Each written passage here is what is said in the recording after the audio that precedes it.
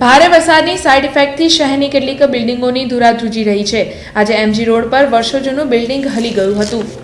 શહેરમાં અનરાધાર મેઘમહેર વચ્ચે હવે વરસાદની સાઇડ ઇફેક્ટ જોવા મળી રહી છે।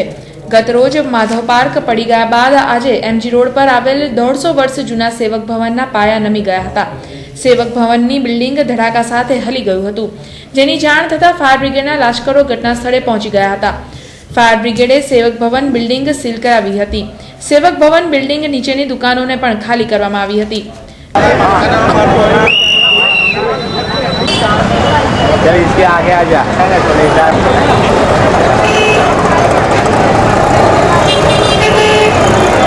તો ત્રણ દુકાનો છે ચાલુ, નીચે પાછળ ઉપર દુકાનો એ બધી બંધ છે। હમણાં નીચે ત્રણ દુકાનો ચાલુ છે। 150 વર્ષ જૂનું લગભગ છે। ના, ઉપર રહેતા નથી કોઈ, પબ્લિક કોઈ મકાન માલિક નું જ છે। ખાલી કબજો બધું ઉપર મકાન માલિક પર। ઉપર એકચ્યુઅલી આ પડવા લાયક દેખાતું હતું એટલે પછી બંધ કરાવવાનું એ થયું। ખાલી 2-3 વખત અંદર પાછળના ભાગે 2-3 દિવસ પહેલા પડ્યું હતું, જ્યારે વરસાદ વધારે થયો હતો તો પડ્યું હતું અંદરના ભાગે 2 થી 3 વખત। અને આજે સવારે બી 2 થી 3 ધડાકા અંદર થયા હતા। તેના પછી એવું લાગ્યું કે ગમે ત્યારે પડી શકે એવું છે। ઘટનાને પગલે ફાયર બ્રિગેડની સાથે સાથે પોલીસ પણ દોડી આવી હતી। સ્થળ પર તકેદારીના પગલાં લેવાયા હતા અને કોઈ જાનહાનિ ન થાય તેની પણ કાળજી લેવાઈ છે। આ અંગે ફાયર બ્રિગેડના અધિકારી એચ.જે. તાપરિયાએ વધુ માહિતી આપી હતી। કોલ મળતા રેસ્ક્યુવાન પર મોકલી હતી।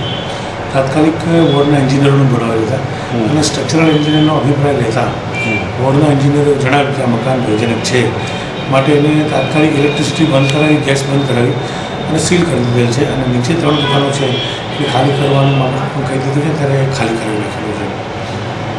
આપણા ટીવીના માધ્યમ દ્વારા હું લોકોને ખાસ જાણ કરીશ કે દરેક મકાનની એક વય હોય છે અને ખાસ કરીને જ્યારે વરસાદ હોય કે વાવાઝોડું હોય ત્યારે એ મકાનની કોઈ તિરાડો કે કોઈ નીચે બેસી જવું કે સોઇલ સેટલિંગ થવું એવી કોઈ પણ બાબત ધ્યાનમાં આવે તો તાત્કાલિક સચેત બનીને એ બાબતમાં ત્વરિત પગલાં લેવા।